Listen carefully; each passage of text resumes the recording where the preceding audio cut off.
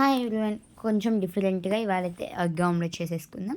First 1 table spoon of water, jeera powder digestive కోసం and salt, garam masala, పసుపు, కారం, chicken masala వేసుకొని నీట్‌గా కలుపుకుందాం. ఈ వాటర్ వేయడం వల్ల ఏంటి అంటే ఈజీగా మిక్స్ అయిపోతాయి ఎగ్‌లోకి పౌడర్స్ అన్నీ. ఇక్కడ ఎగ్ అయితే బ్రేక్ చేసేసుకొని ఏసేసుకోవాలి. నెక్స్ట్ నీట్‌గా ఇక్కడ బాగా కలుపుకోండి. ఎంత బాగా కలుపుకుంటే ఎగ్‌కి అంత బాగా నీట్‌గా మసాలాస్ పట్టి టేస్ట్ అనేది వస్తుంది. సో, ఇక్కడ కొంచెం కలుపుకున్న తర్వాత స్టవ్ ఆన్ చేసేసుకొని ప్యాన్ హీట్ చేసుకోవాలి. ప్యాన్ ఎంత బాగా హీట్ అయితే అంత నీట్‌గా కాలి టేస్ట్ వస్తుందనమాట. ఇక్కడ హీట్ అయ్యాక ఒక టేబుల్ స్పూన్ ఆఫ్ ఆయిల్ వేసుకోండి.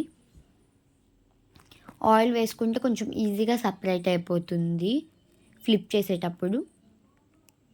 నెక్స్ట్ ఇక్కడ ఎగ్ అనేది వేసేసుకొని పెనం మీదకి నీట్‌గా స్ప్రెడ్ చేసుకోవాలి. ఇక జీరా పౌడర్ వేసాం కాబట్టి టేస్ట్ కానివ్వండి, నైట్స్ తింటాం కాబట్టి కొంచెం అరుగుదలకు కూడా బాగుంటుంది. ఇక్కడ కొంచెం కాలాక ఆయిల్ వేసేసుకొని ఫ్లిప్ చేసేసుకోండి.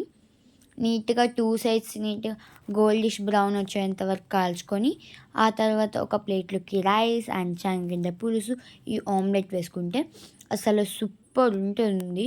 అసలు ఇలాంటి కాంబినేషన్ మిగతా చేస్తే చాలా బాగుంటుంది. ఎవరైనా కొత్తగా చూస్తున్నట్లయితే subscribe. Thank you for watching.